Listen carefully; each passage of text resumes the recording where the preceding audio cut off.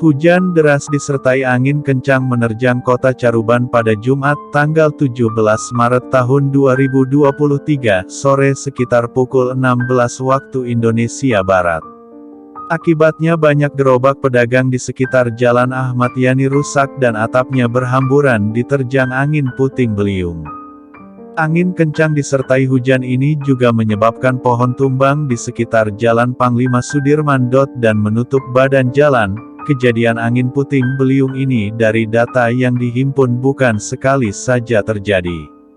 Sebelumnya pada angin puting beliung menyebabkan pohon tumbang bahkan sampai ke jalur kereta api juga terjadi pada Minggu, tanggal 5 Maret tahun 2023. Kondisi tersebut sempat menutupi jalur kereta api stasiun Caruban, Babadan dan membuat perjalanan kereta api terganggu.